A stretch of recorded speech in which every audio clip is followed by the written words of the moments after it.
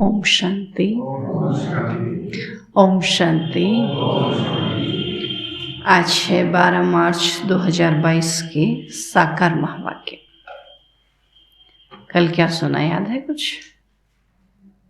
बाबा कहते हैं कि सबसे लकी वो है सेवा और ज्ञान में बिजी रहते हैं। हाँ, बाबा का सहारा उनको मिलेगा जो सच्चे दिल वाले होंगे, जो बाबा की डायरेक्शन को फॉलो करेंगे और सर्विस करेंगे, दूसरों का संग नहीं करेंगे।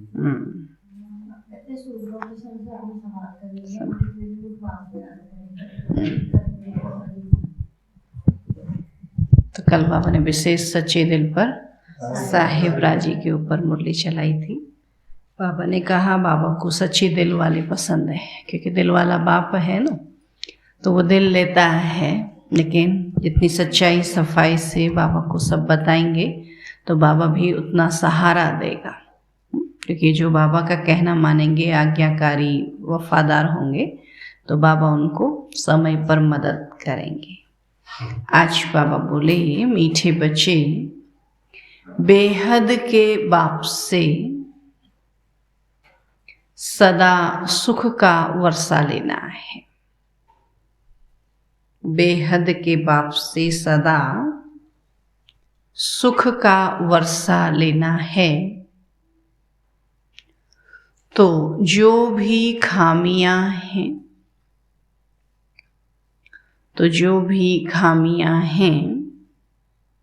उन्हें निकाल दो।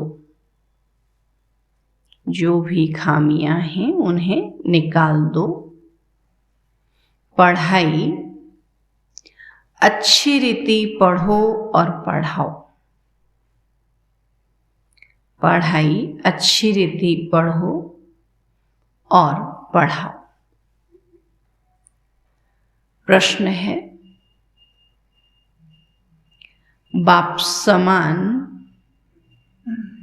सर्विस के निमित्त बनने के लिए, बाप समान सर्विस के निमित्त बनने के लिए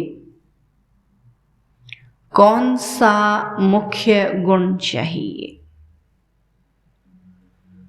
बाप समान सर्विस के निमित्त बनने के लिए कौन सा मुख्य गुण चाहिए? उत्तर है सहनशीलता का। सहनशीलता का। देह के ऊपर टू मच मोह नहीं रखना है। देह के ऊपर टू मच मोह नहीं रखना है। योग बल से काम लेना है। योग बल से काम लेना है।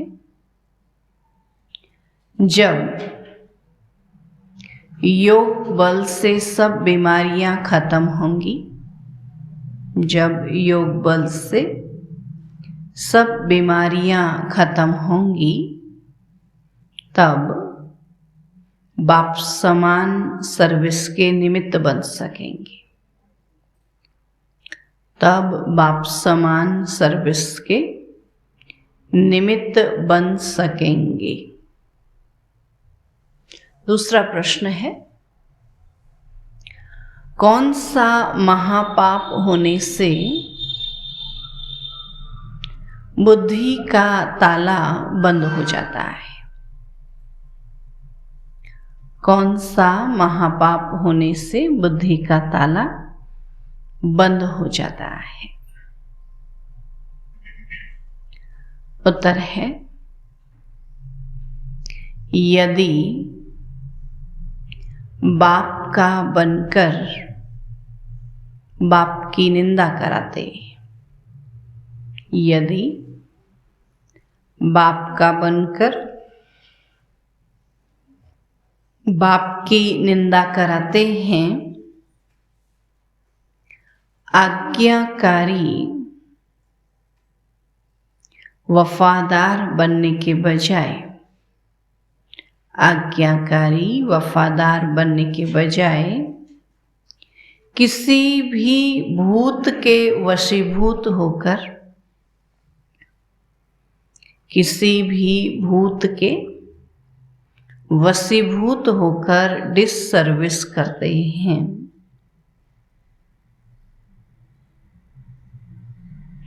डिससर्विस करते हैं, कालापन नहीं छोड़ते, तो इस महापाप से बुद्धि को ताला लग जाता है। तो इस महापाप से बुद्धि को ताला लग जाता है।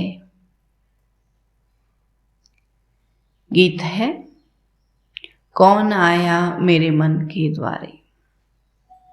ओम शांति। भगवानुवाच, बच्चे जान चुके हैं कि निराकार जो पतित पावन ज्ञान का सागर है, वह बैठ आत्माओं को पढ़ाते हैं।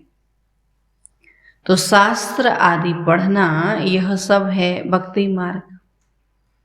सतयुग त्रेता में कोई पढ़ते ही नहीं। बाबा कहते वहां थोड़े शास्त्र पढ़ेंगे, वहां भक्ति ही नहीं। द्वापर से लेकर मनुष्य यह पढ़ते रहते हैं। मनुष्यों ने ही शास्त्र बनाए हैं, भगवान ने नहीं बनाए। भगवान तो ज्ञान सुनाता, शास्त्र थोड़े सुनाता। तो न कोई व्यास भगवान है, व्यास तो मनुष्य था। तो निराकार परम पिता परमात्मा को सभी याद करते हैं। भूल सिर्फ यह की है जो गीता का भगवान श्री कृष्ण को समझ लिया है। तो बाप समझाते हैं ज्ञान का सागर मैं हूं, न कि श्री कृष्ण।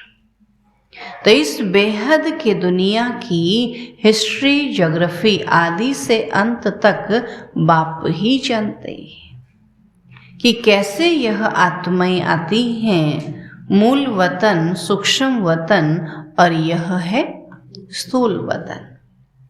तो यह चक्र कैसे फिरता रहता है, यह नॉलेज सिवाय मुझ निराकार बीज रूप ज्ञान सागर के और कोई सुना नहीं सकते। तो फिर जब भक्ति मार्ग शुरू होता है तो भगत ही बैठ यह शास्त्र आदि बनाते हैं। तो यह शास्त्र तो फिर भी बनने हैं, है ना। फिर चक्र फिरेगा, फिर द्वापर से यही शास्त्र बनेंगे। ऐसे नहीं कि यह बनना बंद हो जाएंगे, है ना। फिर हुबहू चक्र रिपीट होगा ना। तो भारत का असुल आदि सनातन देवता धर्म ही है। सतयुग आदि में देवी देवताओं का राज्य था। तो भारतवासी अपने धर्म को भूल गए हैं जो पावन थे, अब वह पतित बन गए। इसलिए भगवान कहते हैं मैं आकर तुमको पतित से पावन देवता बनाता हूँ। तो तुम भी जानते हो कि देवता बनने के लिए हम पढ़ रहे हैं। मनुष्य से देवता बाप के सिवाय कोई बना नहीं सकता। सुना बाबा क्या कहता, मनुष्य से देवता शिव बाबा के सिवाय और कोई बना नहीं सकता, क्योंकि यहाँ तो सब पतित भ्रष्टाचारी हैं। तो वह फिर पावन श्रेष्ठाचारी कैसे बनाएंगे। तो यह पतित आसुरी दुनिया रावण राज्य है, और राजाई तो है ही नहीं। यहाँ बाबा कहते कोई राजा तो है ही नहीं। गाया भी जाता है राम राज्य रावण राज्य, तो अभी तो रावण राज्य है। तो सब बाबा कहते माया की राजाई है ना, किसी व्यक्ति की तो राजाई है ही नहीं। तो भगवान आकर राम राज्य की स्थापना करते हैं, कहते भी हैं कि हे भगवान गीता का ज्ञान फिर से आकर सुनाओ। अब कृष्ण तो नहीं सुनाएंगे। अब तुम बच्चे समझते हो कि हमको कोई मनुष्य नहीं पढ़ाते। मनुष्य की आत्माएं सब पढ़ती हैं, पढ़ाने वाला निराकार भगवान है। तो क्या बनाते हैं? मनुष्य से देवता। तो यह है एम ऑब्जेक्ट। तो स्कूल में हम एम ऑब्जेक्ट के सिवाय कोई क्या पढ़ सकेंगे? अगर कोई लक्ष्य ही नहीं किसी का तो फिर क्या पढ़ेंगे? फिर तो कहेंगे पढ़ना है तो पढ़ो, नहीं पढ़ना है तो नहीं पढ़ो। लेकिन जब लक्ष्य होता है तो बच्चा मन लगा कर पढ़ता है ना। बाबा कहते हैं हमारा भी देवता बनने का लक्ष्य है ना। अगर एम ही नहीं तो बाबा कहते फिर क्या पढ़ सकेंगे? तो तुम बच्चों की बुद्धि में है कि हम फिर से मनुष्य से देवता बनने आए, तो पढ़ाने वाले को भी पूरा जानना चाहिए, है ना। पढ़ाने वाला शिव बाबा, तो शिव बाबा को भी पूरा जानना चाहिए। उनका नाम है शिव, शारीरिक नाम तो है ही नहीं। और पढ़ाने वाली दुनिया में होती है आत्माएं, है ना। दुनिया में जो भी पढ़ाते हैं वो है मनुष्य आत्माएं, लेकिन यहाँ है स्वयं परमात्मा। तो जो अपने अपने शरीर के द्वारा पढ़ाती हैं, तो हर एक को अपना शरीर है, तो यह एक ही परम पिता परमात्मा है जो कहते हैं मुझे अपना शरीर नहीं है, मैं इनका आधार लेता हूँ और इनकी आत्मा भी पढ़ती है जो पहले नंबर में देवता बनती है। अभी लास्ट नंबर में है, पहले नंबर में ज्ञान लिया, पहले नंबर बने, तो फिर वहाँ भी पहले नंबर के देवता बनते हैं। जो न्यू मैन था वही पुराना हो गया है। तो कृष्ण है सबसे पहला न्यू मैन, फिर 84 जन्मों के बाद आकर ब्रह्मा बना, तो यह अपने जन्मों को नहीं जानते। इसलिए मैं बैठ सुनाता हूँ। तो पहले जन्म में यह श्री कृष्ण था, फिर पुनर्जन्म लेते लेते पतित बन गया। जो नंबर 1 पावन था वही बाबा कहते पुनर्जन्म लेते लेते पतित बन गया। अब फिर मैं इनको ब्रह्मा बनाकर सो श्री कृष्ण बनाता हूँ। तो झाड़ में भी क्लियर लिखा हुआ है, नीचे यह तपस्या कर रहे हैं ब्राह्मण रूप में, और ऊपर में वही ब्रह्मा फिर पतित दुनिया में खड़े हैं। झाड़ में 2 जगह दिखाया, ऊपर में खड़ा दिखाया है और नीचे बैठा दिखाया है। तब बाबा कहते कि ब्राह्मण रूप में तपस्या कर रहे हैं और ब्रह्मा रूप में बाबा कहते यहाँ खड़े। और यहाँ संगम पर अब तपस्या कर रहे हैं तत्त्वम, जैसे ब्रह्मा बाबा करते तो बाबा कहते ऐसे हम बच्चे भी करते हैं। तो तुम भी देवता थे, फिर पुनर्जन्म लेते लेते पतित शूद्र बने हो, तभी फिर तुम पावन बनते हो। तो जानते हो कि पतित पावन परम पिता परमात्मा द्वारा हम पावन बन रहे हैं। तो बाप उपाय बताते हैं कि मुझे याद करो, और मुझे याद करने से ही तुम पावन बनेंगे। तो आत्मा और शरीर दोनों ही पावन तो सिर्फ सतयुग में ही होंगे, है ना। अभी तो केवल आत्मा पावन होती, लेकिन शरीर पावन फिर सतयुग में मिलेगा। तो दोनों पावन तो सतयुग में ही होंगे। यहाँ शरीर सबको पतित मिलता है। सबसे खराब भ्रष्टाचार है काम विकार। विश्व से पैदा होने वालों को ही भ्रष्टाचारी कहा जाता है ना। इसलिए सतयुग में किसी को भ्रष्टाचारी, वहाँ सब श्रेष्ठाचारी है ना। बाबा कहते हैं वहाँ योग बल से जन्म होता, तो यहाँ सबको भ्रष्टाचारी कहा जाता। सतयुग में कोई भ्रष्टाचारी होता ही नहीं, क्योंकि वहाँ विश्व ही नहीं। तो कृष्ण को संपूर्ण निर्विकारी कहा जाता है, फिर निर्विकारी ही विकारी बनते हैं। तो सतयुग त्रेता में विकार होता ही नहीं। इसलिए बाबा कहते हैं कि इन 5 भूतों पर विजय पानी है। तो बाप ही विकारी दुनिया को निर्विकारी बनाते हैं। तो कई हैं जिनको धारणा बिल्कुल होती ही नहीं है। बाबा कहते हैं ज्ञान सुनते हैं लेकिन धारणा बिल्कुल होती ही नहीं है। क्रोध का भूत, लोभ का भूत, मोह का भूत एकदम काला कर देता है। तो सबसे गंदा है काम विकार, और वह भी तब आता है जब देह अभिमान आता है। तो बाबा कहते हैं अपने को आत्मा समझो। तो आत्मा में ही संस्कार रहते हैं ज्ञान के, तभी आत्मा के ज्ञान के संस्कार बिल्कुल ही खत्म हो गए ना, कुछ भी नहीं समझते हैं। तो बाबा कहते हैं मुझे याद करो। मनुष्य तो साकार को ही याद करते हैं, अपने को भी साकार शरीर देखते हैं, और जो भी साकार चित्र बने उनको ही याद करते हैं। और भक्ति में हीरे हुए, भक्ति को छोड़ना नहीं चाहते, उसी में बाबा कहते हीरे हुए हैं। गुरु गोसाई या कोई देवता को याद करेंगे, बद्रीनाथ अमरनाथ पर जाएंगे तो पत्थर की बैठ पूजा करेंगे, है ना। जो भी चित्र हैं सब किसके हैं? पत्थर के। तो शिव के मंदिर में भी जाते हैं, परंतु यह किसी को पता ही नहीं कि यह बाप है। तो इसको कहा जाता है अंधश्रद्धा।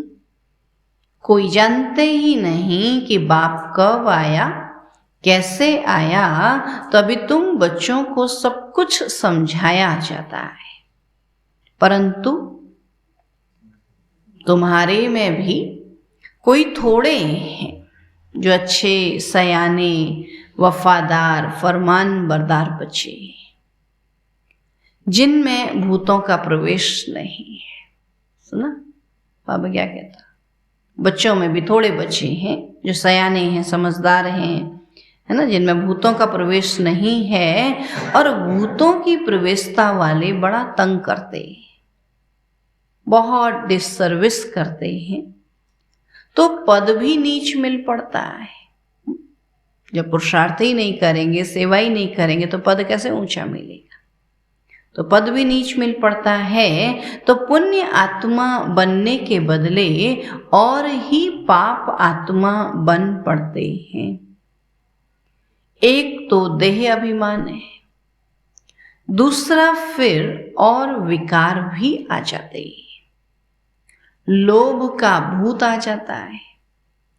दिल होती रहेगी यह रबड़ी मलाई खाएं, नहीं हवस हो जाती ना खाने के ऊपर भी। तो ये शुरू से चलता आया है ना। बड़ी मुश्किल से वहाँ छोड़ के आते हैं, फिर यहाँ आके दिल हो जाती, तो फिर क्या करेंगे? फिर भागते हैं। शुरू में भी ऐसे होता था ना। अभी तो अवस्था परिपक्व बनाना है। सोचो जब से पैदा हुए हैं खा ही रहे, लेकिन फिर भी मन नहीं भरता है ना। तो कहते हैं ना पेट ऐसा है जो कभी नहीं भरता है। तब बाबा कहते अभी अवस्था परिपक्व बनाना है। लोभ का भूत भी पद भ्रष्ट कर देता है। आधा कल्प इन भूतों ने हैरान किया है, जो कहते हैं हम पुण्य आत्मा बनते और बनाते हैं, वो खुद ही पाप आत्मा बन पड़ते हैं और दूसरों को भी बनाने लग पड़ते हैं, नाम बदनाम कर देते हैं। अगर तुम्हारे में ही क्रोध का भूत है तो तुम दूसरों का फिर कैसे निकालेंगे? कोई देह अभिमान की उल्टी चलन देखो तो रिपोर्ट करो, है ना, बाबा को बताओ। धर्मराज के पास तो रजिस्टर रहता है, फिर सजा भोगने के समय तुमको सब साक्षात्कार कराएंगे कि तुमने इन भूतों के वश बहुतों को तंग किया है। और कई बच्चे क्रोध की अग्नि में जल मरते हैं, है ना। इतना क्रोध करेंगे कि अपने को ही खत्म कर लेते हैं ना। आत्मा बिल्कुल काली बन जाती है। क्रोध वाले बाबा कहते क्या हो जाते फिर? काले जल मरते।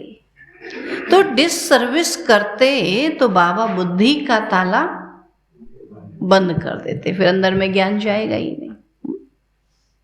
उनसे फिर कोई सर्विस हो न सके।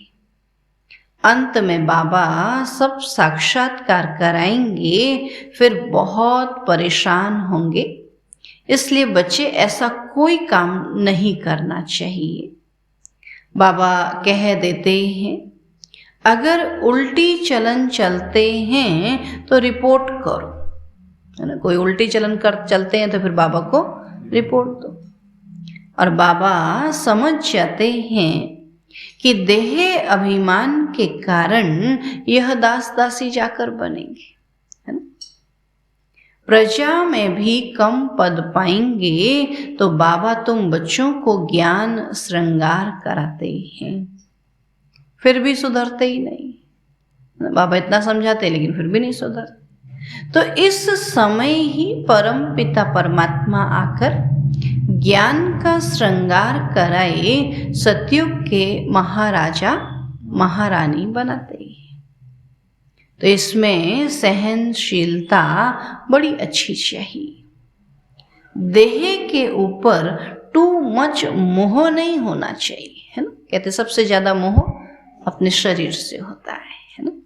तो बाबा का टू मच मोह नहीं होना चाहिए। योग बल से काम लेना है। जरा भी कुछ होगा भागेंगे डॉक्टर के पास ना। थोड़ा तो बाबा कहते इसको योग से भी ठीक कर सकते हैं ना। तो योग बल से काम लेना है। बाबा भी बूढ़ा है परंतु योग में खड़ा है। खांसी आदि होती है फिर भी सर्विस करते रहते हैं, और यहाँ तो बस पड़ जाएंगे। खांसी हो गई, थोड़ा बुखार आ गया, बोला अभी कुछ नहीं कर सकते। और बाबा इतनी खांसी थी, बाबा फिर भी हर समय सेवा करता था, ज्ञान सुनाता, खांसता रहता था, सुनाता रहता था, है ना। अभी तो थोड़ा सा कुछ हो जाएगा तो महीनों पड़े रहेंगे। तब बाबा कहते कि योग में भी रहना है ना। खांसी आदि होती है फिर भी सर्विस पर रहते हैं, तो बुद्धि की कितनी सर्विस करनी होती है। इतने बच्चों को संभालना, मेहमानों के लिए प्रबंध रखना कितना बोझा रहता है। ख्यालात भी चलती है, अगर कोई बच्चे की बद चलन होगी तो नाम बदनाम कराएंगे। कहेंगे यह ऐसे ब्रह्मा कुमार ब्रह्मा कुमारी है तो नाम ब्रह्मा का हुआ ना। इसलिए कहा जाता है गुरु का निंदक ठौर न पाए। तो ये सतगुरु के लिए। इन कलयुगी गुरुओं ने फिर अपने लिए बता दिया है, इसलिए मनुष्य उनसे डरते हैं कि कहाँ गुरुजी श्राप न दे देवे। अब यहाँ कोई ऐसी बात नहीं, अपनी चलन से अपने ऊपर बद्दुआ करते है ना। हम जैसा करेंगे उसी से हमको दुआ बद्दुआ मिलेगी ना। तो बाबा कहते अपनी चलन से अपने ऊपर बद्दुआ करते हैं। तो बच्चों को अपने भविष्य का ख्याल रखना चाहिए। अब पुरुषार्थ नहीं किया तो कल्प कल्पांतर यही हाल होगा। तो बाप कितना अच्छी रीति समझाते हैं, फिर भी कई हैं जो कालापन छोड़ते ही नहीं, फिर टूट पड़ते है ना। अंदर का बाबा कहते कालापन नहीं निकालेंगे तो फिर बाबा को छोड़ देते हैं, फिर टूट पड़ते हैं अथवा मर कर जहन्नुम में गिर जाते हैं, पढ़ाई छोड़ देते हैं। कोई तो बच्चे अच्छे चलते हैं ना, बाबा के पास आते हैं, लक्ष्य रखते हैं अपने को बदलना है, और कोई लक्ष्य कुछ नहीं रखते, अपने को बदलते ही नहीं है, वैसे ही रहते हैं। तो फिर क्या करेंगे, छोड़ के चले जाएंगे। कोई तो बच्चे अच्छे चलते हैं, कोई तो ईश्वरीय जन्म लेकर 8-10 वर्ष के बाद भी मर पड़ते अथवा फारकती दे देते। लौकिक बाप भी सपूत बच्चों को देख खुश होते है ना। जैसे लौकिक में माँ बाप सपूत बच्चों को देखकर, तो ऐसे ये बाप भी तो सपूत बच्चों को अच्छा मानेगा ना। फिर भी नंबरवार तो है ना। कोई कोई सेंटर्स पर भी तंग करते हैं, बड़े कांटे बन जाते हैं। घर के बनकर फिर निंदा कराते है ना। बाबा के घर में रहते हैं, फिर उल्टा काम करेंगे तो घर की निंदा तो होगी ना। तो महान पाप आत्मा बन जाते हैं, इसलिए बाबा समझाते रहते हैं। तो यहाँ तुम आए हो बेहद के बाप से सुख का वर्षा लेने, तो खामियां सब निकालनी चाहिए। स्कूल में पास होने वाले स्टूडेंट शर्त रखते हैं कि हम 80 मार्क्स से पास होंगे, 90 मार्क्स से पास होंगे, और फिर जब पास होते हैं तो खुशी में एक दो को तारे करते हैं ना। अभी तो फोन करते, पहले तो तार चलती थे, तारे करते थे। तो यह है बेहद की पढ़ाई। सूर्यवंशी बनेंगे या चंद्रवंशी, बाप कहते तो अपने हाथ में है ना। तो वो भी मालूम पड़ जाता है, दिखाई देगा। जो सूर्यवंशी होगा वो सूर्य की तरह चमकता रहेगा ना, कभी मुरझाएगा नहीं। और चंद्रवंशी होगा तो कभी बढ़ेगा कभी घटेगा, दिखाई देगा ना। तब बाबा कहते कि सूर्यवंशी बनेंगे या चंद्रवंशी, वो भी मालूम पड़ जाता है। तो चंद्रवंशी राजा रानी जब बनते हैं तो उनके आगे सूर्यवंशी जैसे सेकंड नंबर में हो जाते हैं, है ना। सतयुग में सूर्यवंशी, जब चंद्रवंशी आए तो फिर वो पीछे हो जाएंगे, आगे बना उससे आगे चलेंगे तो सेकंड नंबर हो जाएंगे। तो राम सीता का जब राज्य चलता है तो लक्ष्मी नारायण छोटे हो जाते हैं, क्योंकि पुनर्जन्म तो लेंगे ना। तो सूर्यवंशी नाम ही खत्म हो जाता है। तो यह नॉलेज बड़ी रमणीक है। धारणा अच्छी उनको होगी जो श्रीमत पर चलेंगे, है ना। पूरा पूरा बाबा ने कहा और बच्चों ने माना, है ना। तो बाबा कहते कि जो श्रीमत पर चलेंगे वही फिर ऊंच पद पा सकेंगे। तो शिव बाबा का भक्ति मार्ग में भी पाठ है और ज्ञान मार्ग में भी पाठ है। शंकर का काम है सिर्फ विनाश का, उनका क्या वर्णन करेंगे। शिव बाबा का और ब्रह्मा बाबा का तो बहुत वर्णन है। 84 के चक्र में सबसे नंबर 1 पार्ट है बाबा का। उन्होंने फिर शिव शंकर को मिला दिया है। तो शिव बाबा का तो सबसे बड़ा पार्ट है सभी बच्चों को सुखी करना। बाबा आया ही है सुख देने में। तो कितनी मेहनत का काम है। फिर आराम करते, इतना बड़ा काम करते, फिर परम धाम में जाकर आराम करते। इनका ब्रह्मा बाबा का तो 84 जन्मों का पाठ है। इस्लामी बौद्धि आदि तो बाद में आते हैं, वह कोई ऑलराउंड पार्ट नहीं बजाते। ऑलराउंड पार्ट वालों को सुख कितना है, तो हम ही स्वर्ग के मालिक बन जाते हैं। भारत स्वर्ग कहलाता है तो खुशी कितनी होती है। हम अपने लिए स्वर्ग का राज्य स्थापन कर रहे हैं, तो औरों को भी समझाना है जो वह आकर अपनी जीवन बना लें। तो तुम आए हो परम पिता परमात्मा से स्वर्ग का वर्षा लेने। तो बुद्धि में अगर एम ऑब्जेक्ट नहीं होगी तो बाकी यहाँ बैठ क्या करेंगे। सुना, बाबा के पास आए भी और कोई लक्ष्य नहीं होगा तो यहाँ बैठकर क्या करेंगे। ब्राह्मण हैं ब्रह्मा के मुख वंशावली, बेहद का बाप और बेहद के बच्चे लेते हैं। जब बाप बेहद का है तो उनके बच्चे भी बेहद के होंगे। तो कितने ढेर बच्चे। ब्रह्मा का बनने बिगर शिव बाबा से वर्षा ले नहीं सकते। तो भारत श्रेष्ठाचारी था, वहां कोई भूत नहीं था। एक भी भूत है तो व्यभिचारी कहेंगे।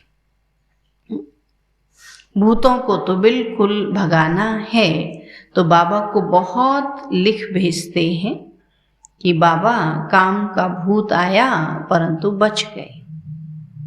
बाबा कहते हैं बच्चे तूफान तो बहुत आएंगे, परंतु कर्मेंद्रियों से कोई कर्म नहीं करना है, भूतों को भगाना है, नहीं तो सूर्यवंशी चंद्रवंशी बन नहीं सकेंगे। बाबा कहते ध्यान में जाना भी अच्छा नहीं है। घड़ी घड़ी ध्यान में गुम हो जाते, कुछ कुछ देखते रहते, तो बाबा कहते वो ध्यान में जाना भी अच्छा नहीं है, क्योंकि माया बहुत प्रवेश हो जाती है। अच्छा, मीठे मीठे सिकील अधे बच्चों प्रति माता पिता बाप दादा का याद प्यार और गुड मॉर्निंग। रूहानी बाप की रूहानी बच्चों को नमस्ते। हम रूहानी बच्चों की रूहानी बाप दादा को नमस्ते नमस्ते नमस्ते। धारणा के लिए मुख्य सार है, कर्मेंद्रियों से कोई भी विकर्म नहीं करना है।